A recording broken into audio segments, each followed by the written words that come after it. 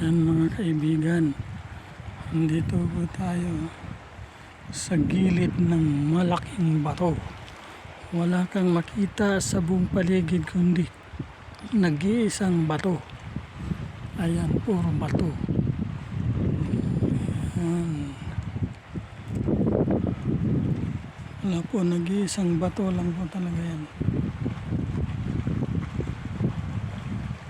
Aking kinakaupuan.